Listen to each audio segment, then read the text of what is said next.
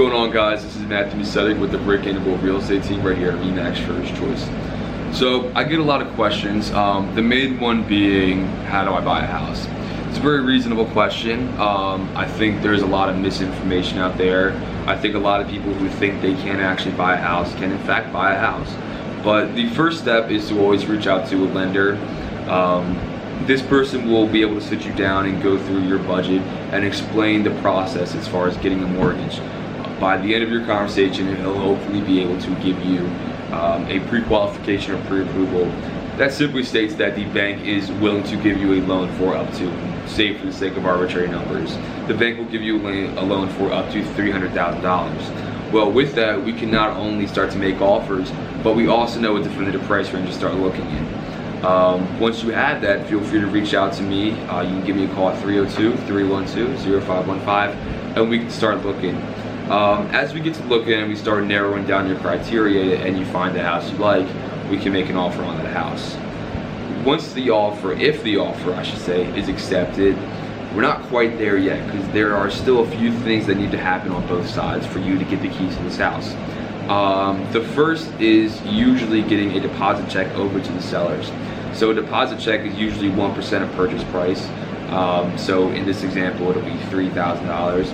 The check is given to the seller within 5 days after everything is agreed upon and the contract is signed from both the seller and the buyer.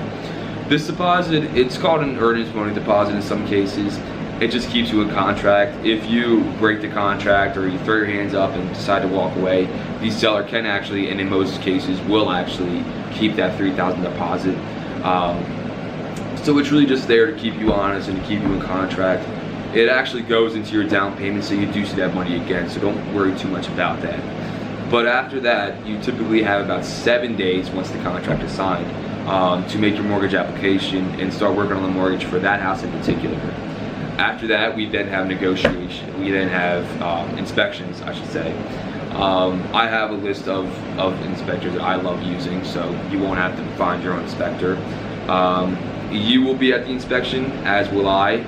The inspector will walk you through everything you need to know about the house, all of the major defects, minor defects, and safety concerns. Once we have that list compiled, we can then ask for the seller to fix the major defects and safety concerns. We cannot ask for minor defects to be fixed by the seller. That's usually followed by some negotiating from myself and the listing agent as to what the seller will fix. Once we have that in writing and signed and agreed upon by all parties, we can then move forward. After that, we typically have the appraisal. So the lender will send someone out whose sole job it is to measure the value of a house, because they want to make sure that that house is worth what it is the bank is going to loan you money for.